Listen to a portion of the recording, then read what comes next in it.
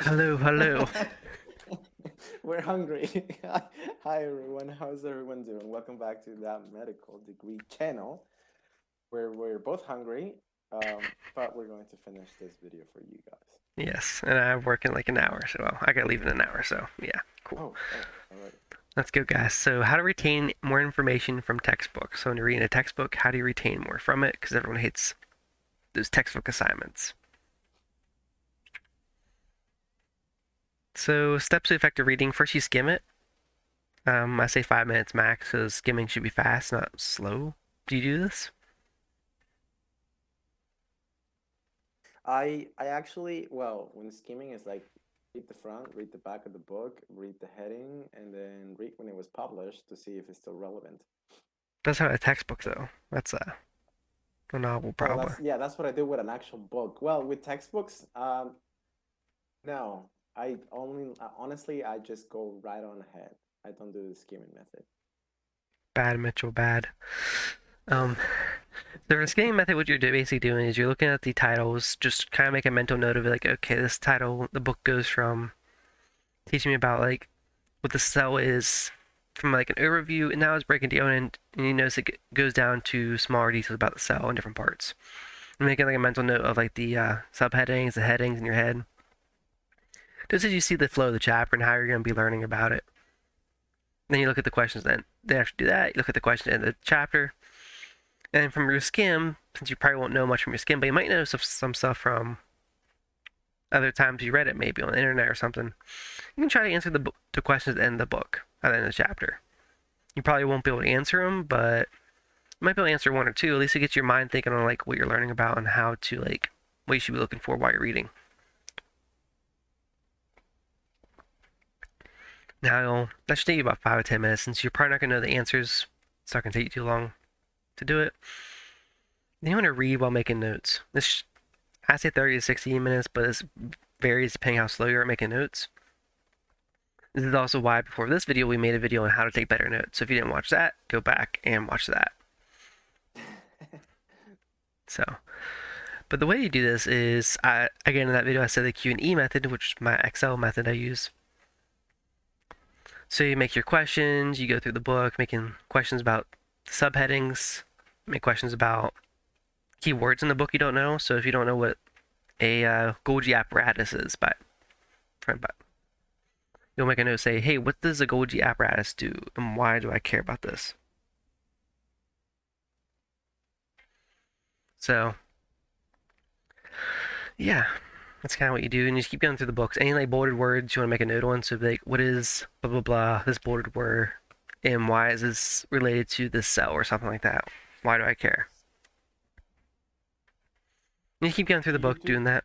do you do this? Do you do the skimming part?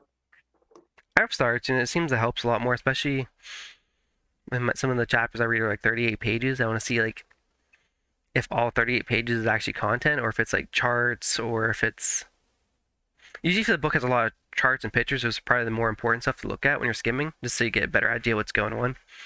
So charts and graphs are usually like summary methods books use to help you see the information better. So you should pay more attention to that than like actual words.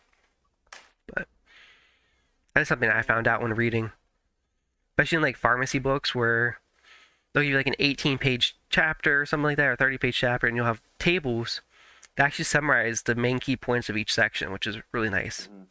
They do that so like if like professors are going back and they need to review something, they can just look at the table real quick and be like, oh yeah, that's what those drugs do. That's the main side effect from this entire chapter. So if you read a book and like no one can like quickly look at it real quick and read what they need to read, it's kind of useless for actual practice. So You know what I'm guilty of? I'm guilty of never answering the questions in the back of the book.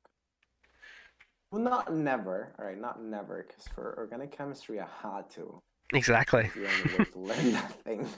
That's another language too, but um, on other classes, I will not answer. I will not read the questions in the back of the book. I would just skip to the next, and I would read the next chapter. But see, the more questions you put in the beginning when you're actually studying it, the better you'll be in the Believe long me, term. So believe me, I know that now. Lesson learned. Every you like know? subject has a pattern for questions usually. Mhm. I mean, like science Yeah. questions. So like physics has a pattern. Like there's only so many things you can ask in physics, and each question has a pattern to it. Same with math. Every math problem has a pattern. Chemistry, all patterns. So The world is full with patterns. pretty much. But after you do your notes, write out the headings and then close the book. And try to recall the main ideas from each heading. So you might be like, oh, this is parts of the cell in this heading, so what are the parts of the cell? Even if you can't like define each part of the cell, if you can at least like name them, you're doing pretty good. And you open a book back up and fill in the gaps. So this is combining the skim method where you're skimming the notes. This is combining the Q&E method, which we talked about in the last video. This is combining the Feynman method, all in one like technique. Mhm.